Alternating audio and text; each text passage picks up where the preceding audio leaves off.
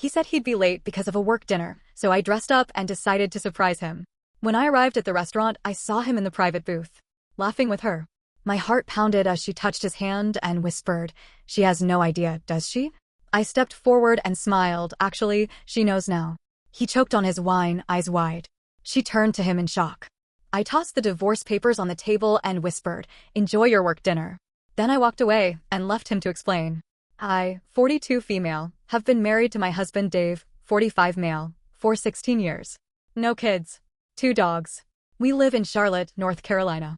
Our house is in Ballantyne, nice neighborhood, quiet, full of couples that wave at you when you walk your dogs. We've had a mostly normal life.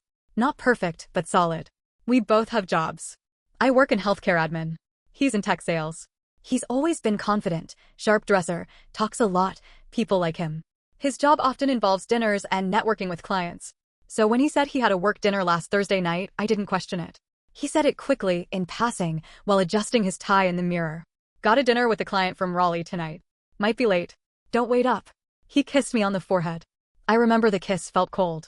Or maybe I just thought it did later. I don't know. I said, "Okay. Good luck." He smiled. "Thanks. Love you." He left. I sat on the couch with my tea and felt weird. Something was off. I couldn't explain it. It wasn't anything specific. He wasn't mean. Didn't act guilty. But something inside me just buzzed. It wasn't panic. Just quiet discomfort. I brushed it off, went about my evening. Fed the dogs. Answered emails. I even watched an episode of some cooking show on Netflix. But that weird feeling didn't leave. And then I did something I've never done before. I decided to go surprise him at his dinner. It wasn't to catch him or confront him or start drama. I just thought, maybe I'll stop by, say hi to the team, smile, have a dessert, maybe get a compliment from his coworkers like, "Wow, your wife's so cool." I put on a dress. Black, simple, flattering. I curled my hair. Put on a soft red lipstick. Nothing over the top. Just nice. I checked his calendar. We share a family Google calendar, and saw the restaurant listed, the Fig Tree, in the Elizabeth area. Fancy spot. We've been there before. I remember the seared scallops being amazing. It was about 7:30 p.m. when I got there. I took an Uber because parking in that area is a pain. The whole ride, I kept telling myself, this will be cute. He'll be happy to see you. When I walked in, the hostess asked if I had a reservation. I told her I was looking for my husband. He had a work dinner. She asked for his name. I said, "Dave, last name." She checked and nodded. "Yes, he's in the back. Private booth." Those 2 words, private booth. I know they have them at this place, semi-closed off with curtains for business people or couples who want privacy. But hearing it made my throat dry. I followed her to the back. I stayed quiet. Every step felt louder than the last. The curtains were half drawn, just enough that I could see through if I wanted. I saw him before I saw her. He was laughing. Glass of red wine in his hand. Jacket off, sleeves rolled up. Relaxed. Not like someone in a stiff work dinner. Then she laughed too. She touched his hand. She leaned in and said, "She has no idea, does she?" He smiled. Not even guilty. Just smug. He said, "Not a clue." I swear, my heart stopped. Everything around me blurred out. I heard my own breathing. And then, like something took over, I stepped forward and pulled the curtain aside. They both looked up. It took them a second to register it was me. I said, calmly, "Actually, she knows now." His face went pale. He choked a little on his wine. Literally sputtered. She froze. Eyes wide. She looked between us like she couldn't compute what was happening. I stepped up to their table and dropped a manila envelope on it. I had divorce papers drawn up weeks ago. I hadn't signed them yet, but they were in that envelope. I'd been holding on to them, unsure if I was just being paranoid or dramatic. But in that moment, I knew. I looked him in the eye and said, "Enjoy your work dinner." And then I turned and walked out. I don't even remember what I passed on the way out. I was walking fast. Not running. Just steady. My heels clacked on the floor like I was keeping time with my own heartbeat. I didn't cry. Not there. I got into another Uber and booked a hotel room downtown. That night, I cried so hard my ribs hurt.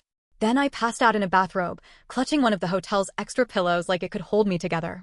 By the time I checked my phone in the morning, I had 31 texts and 16 missed calls. All from him. The messages started panicked. "Where are you? Please talk to me." I swear it's not what it looks like. Then they got desperate. "IF ***** ed up. Please don't do this. Can we just talk?" I didn't answer any of them. Later that day, he came to the house. I wasn't there. I stayed out the entire weekend. He tried calling my friends. He called my mom. When I finally saw him, Monday morning, I let him in. We sat in the living room. The dogs stayed upstairs. It was quiet. Too quiet. He said, "I'm sorry." I didn't respond. He said, "It wasn't serious." Still quiet. Then he said, "It only started a couple months ago." I didn't mean for it to happen. I cut him off. I don't care how it started. He sat there with his hands on his knees like a kid in trouble. I asked him, "Why didn't you just tell me? Why lie?" He didn't answer. I looked at him and said, "You looked her in the eyes and said I had no clue. That's not just a mistake. That's betrayal." He started crying. I just sat there, watching this man sob into his hands. And I felt nothing. The pain had already cracked through the surface and was just numb now. I told him to leave. I told him the papers were real. And I told him I'd be signing them by the end of the week. I didn't want to hear about therapy or fixing anything. I wasn't going to share my bed, my home, my life with a man who could laugh with someone else while mocking me behind my back. There's more. So much more. But I'm still living it. I haven't signed yet. But I will. Soon. After I told him to leave, Dave begged. He stood outside the door for 20 minutes, texting me nonstop. Said he'd sleep in the car. Said he'd quit his job. Said he'd never talk to her again. I ignored all of it. The next day, his mom called me. She's always been polite to me, but distant. She asked if we were okay. I told her flat out, Dave cheated. There was silence. Then she sighed and said, "Well, people make mistakes." Mistake? Is that what we're calling it? I didn't respond. I just said, "I'm filing for divorce." She hung up without saying goodbye. That same evening, I got a text from an unknown number. "You didn't have to ruin his life." I knew it was her. Hannah. I didn't respond.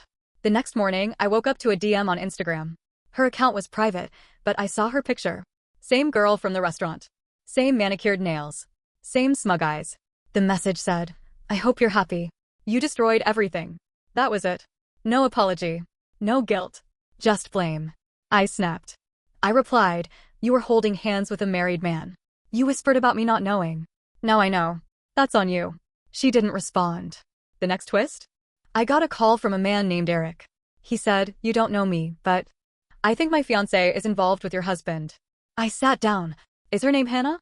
I asked. Silence. Then a soft, broken "yeah." He told me they were supposed to get married in September. They've been together 5 years. He found messages on her iPad. When he confronted her, she claimed it was just flirty texting. Then he found screenshots, pictures, hotel receipts, dinner bookings, all under Dave's name. They were sleeping together for months. He said he was sorry, that I didn't deserve this. I said the same to him. That call messed me up. Hearing it from the other side, the life she was living, the double life, they were both playing us. Smiling to our faces, lying behind our backs. That night, I finally signed the papers. But it wasn't over. A few days later, I got a call from HR at Dave's company. Apparently, Hannah filed a complaint. Not against him. Against me. She claimed I showed up at a private client dinner and caused a scene. Said I embarrassed her and created a hostile work environment. What? They asked if I'd be willing to talk. I told them calmly that I had proof. Security footage. Screenshots of messages. Divorce documents already in progress. I don't work there. I'm not under their rules. I'm not scared. But still, she was trying to twist the narrative. She was trying to turn me into the crazy ex-wife. Then came the mail. A letter from Dave. 4 pages. Handwritten. He said he made the biggest mistake of his life. That he was manipulated. That Hannah was obsessed with him and pushed him into the affair. He said he missed my laugh. That the house felt dead without me. That he thought he was chasing excitement, but now all he wanted was peace. And me. I laughed out loud when I read that line. He wanted peace? I gave him peace. A loyal home. A wife who trusted him. Who never checked his phone. Who smiled at his coworkers and cooked dinner when he worked late. And he gave that peace away for someone who whispers lies in a booth behind a curtain. I thought that would be the end of it. But then I got another surprise. Eric messaged me again. Said he found something in Hannah's emails. Turns out, she wasn't just cheating. She was bragging. She had a group chat with 2 friends. She sent them photos of the gifts Dave bought her: jewelry, a weekend trip to Charleston, a hotel suite in Atlanta. She even took a selfie wearing my husband's shirt in our guest room. The shirt I got him for our 10th anniversary. In my house. And Dave? He brought her there while I was at a conference last month. They slept in my guest room. In my sheets. With my dogs probably barking downstairs. I threw out the entire bed set the next day. I didn't even donate it. I burned it in the fire pit behind my brother's house. I started noticing little things in the house. A perfume I didn't recognize. A glass in the bathroom I didn't use. A coffee mug placed in a cabinet I never touch. How long was this going on? How blind was I? You start replaying everything. Every late night. Every work trip. Every cold kiss. Was it all fake? Was I just convenient? The last straw? He showed up at the house 2 nights ago. I was in the kitchen. Music playing low. I thought I heard something. Dogs started barking. I opened the door and there he was. On the porch. Soaked in rain. Hair flat. No umbrella. He looked like a ghost. I just wanted to talk, he said. I told him I didn't want to hear it. He said, I'm getting help. I started therapy. I'm trying. I said, I'm not your rehab. He begged. He cried. And then he got angry. Said I was throwing away 16 years for a mistake. I lost it. I said, you didn't just cheat. You lied. You laughed. You mocked me to her face. You let her sleep in our house. That's not a mistake. That's a choice. Over and over. He stood there for a while. Then he left. And I haven't heard from him since. I thought I had a full picture already. Cheating husband, side chick with no conscience, lies stacked like cards. But no, there was still more. Because cheating wasn't the whole story. Yesterday afternoon, I got a text from an unknown number. No name. No hello. Just this, you don't know everything. Ask him about Chicago. I froze. Chicago? I hadn't been to Chicago in over a year. Dave had gone last month for a conference, supposedly. He said it was sales-related. 3 nights. Told me it was boring. Told me the hotel sucked. Sent me a picture of a sad club sandwich in his room. I sat with that text for an hour. Didn't reply. Didn't tell anyone. Just stared at it like it was a riddle. Then curiosity got the better of me. I messaged Eric, Hannah's ex-fiancé. Told him about the message. Asked if Hannah had mentioned anything about Chicago. He called me right away. She didn't go to Chicago, he said. At least not with him. I asked, are you sure? He said, she was here that week. I remember, because we had a fight. She stayed in the guest room. So, who was in Chicago with Dave? I dug out my laptop and opened our shared Google Photos album. We used to upload pictures from trips and holidays there. I hadn't checked it in a while. I scrolled through and saw nothing at first. A few old dog pics. A beach trip from last year. Then I saw a folder I didn't recognize. It was labeled, Backup, Pixel 4. That was his old phone. The one before his current one. I didn't even realize it was still connected. And in that folder? Photos. Not of Hannah. Of someone else. A blonde woman. Maybe mid-30s. Pretty. Different looking, more polished. Definitely not Hannah. There were photos of her and Dave in Chicago, smiling at Navy Pier, at the Art Institute, a selfie in the hotel room. One picture showed her in a white robe. His hand was on her leg. You could see his wedding ring. I felt like I'd been punched in the stomach all over again. This wasn't a one-time slip-up. This wasn't even just Hannah. He had another woman. Another affair. I texted him. Just one line. Who's the woman from Chicago? No response. 10 minutes later, he called. I didn't answer. He called again. And again. Then came the messages. Please don't do this. I didn't mean for it to go that far. It's not what it looks like. I replied, stop lying. I have the pictures. Finally, he replied, her name's Lisa. She works for a client. It was just a weekend. I ended it. A weekend? A client? I don't even know where to put that in my brain. How do you stack betrayal like that? It's not a triangle anymore. It's a damn web. I asked him, how many others? He said nothing. That silence told me everything. Later that night, I got a call from my brother Ryan. He said Dave tried to talk to him. Said he needed someone to talk to who wasn't angry. Ryan said he didn't punch him, but he thought about it. Then Ryan told me something that shattered whatever pieces were still hanging on. Did you know he's been taking money out of the joint account? What? He tried to pay me back for something, said he'd Venmo me. When I gave him my info, he said he was waiting on a wire transfer to clear. I logged into our bank account.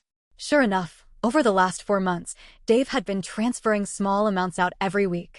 $200 here, $500 there.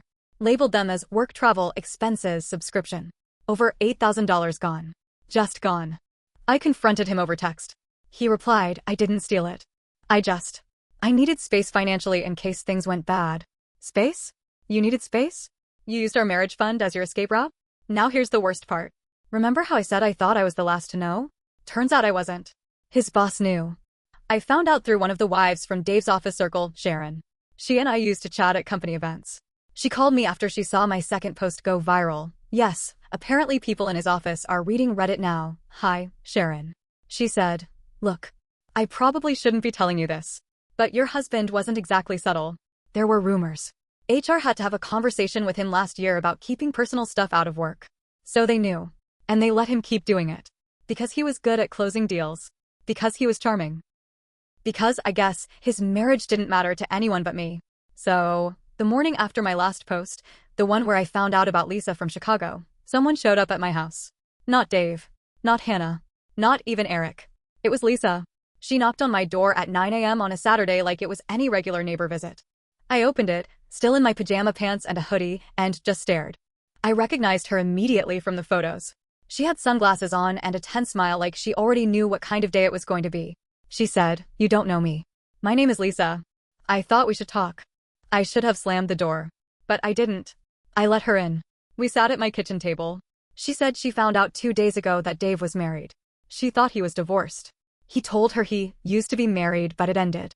Said he didn't talk about it because it was complicated. That his ex-wife still lived in the house temporarily. Temporarily. She looked me in the eye and said, "I didn't know. I swear to you. I would never." I believed her. And then she said something I didn't expect. "I'm pregnant." Everything inside me went quiet. My ears rang. My throat dried. I stared at her. She wasn't crying. She wasn't smiling either. She just looked tired. Empty. She said, "I'm not keeping it. I can't raise a child with someone who lies like this. But I thought you deserved to know." I asked her how long it had been going on. She said about 6 months. It started during that same Chicago conference. They stayed in touch. Texts. Late calls. Business dinners. She thought he was falling for her. They'd even talked about moving to Raleigh together eventually. And then, she saw my photo on his Google profile. Still listed as wife. She Googled my name. Found my Reddit posts. And she showed up. I thanked her for coming. I told her I was sorry she got pulled into this. She left. And then I called Dave. Told him we were done hiding. I said, "Meet me. One last time. Public place. No yelling. Just truth." He agreed. We met at a small bar in South End we used to go to. Nothing fancy. Not crowded. He showed up late. Wore the same gray coat he wore the night I caught him at the restaurant. He sat down across from me. Didn't speak first. I didn't ask him how he was. I said, "Lisa came by." His eyes twitched. Then closed. I said, "She told me everything. And she's pregnant." He whispered, "I didn't know. I swear I didn't know." I didn't react. Then I said, "I'm not here to ask you why anymore. I'm not here to hear about therapy or childhood trauma or midlife crisis or anything else." I leaned in and said, "You lied. Over and over. You dragged 3 women into your garbage fire and acted like a victim when it burned." He stayed quiet. I continued. "You stole from me. You mocked me. You disrespected our home. You used our marriage like a safety net while playing boyfriend, bachelor, and predator." He whispered, "I know." I raised my voice, not yelling, but enough for nearby tables to look up. "Do you? Do you really? Because I don't think you feel sorry. I think you feel caught. That's different." Then he cracked. He broke down crying. Not cute sniffles. Loud, ugly sobbing. He said, "I messed up so bad. I didn't know how to stop. It was like every time I got away with something, I pushed it further. I didn't think I'd lose everything." That word stuck in my throat. Everything. I was never everything to him. Not really. I was just the thing he came back to. The familiar thing. He said, "I hate myself." I said, "That's not my problem anymore." Then I got up and left him crying into his napkin. The aftermath was quiet. He tried to call again. I blocked him. He emailed me one last time. Said he'd sign the divorce papers. Said he was sorry again. I didn't reply. I deleted the email. His mom sent me a card. A sympathy card. Not for a death, just deep regrets. It said, "You were a good wife. We failed you." That one made me cry. Not for them. For me. For the girl who believed her husband was just late for dinner. Eric and I stayed in touch for a bit. Trauma bonding, I guess. But we agreed to give each other space. He said he needed time to feel like a man again. I understood. Lisa and I never spoke again after that day. I hope she's okay. I hope she finds peace. I moved out of the house. Got a little condo near Freedom Park. Smaller place, smaller kitchen. But big windows. Clean energy. The kind of place where you can breathe again. So what did I learn? I learned that betrayal doesn't always come with warning signs. Sometimes it hides behind routine. Sometimes it wears the same face you kissed every morning. I learned that trusting your gut is not being paranoid. It's self-defense. I learned that the truth will come out slow, painful, messy. But it will. And when it does, you have 2 choices: sit in the ashes or walk out of the fire. I walked. I'm not okay yet. But I'm free. And freedom is louder than any "I'm sorry" he could ever say.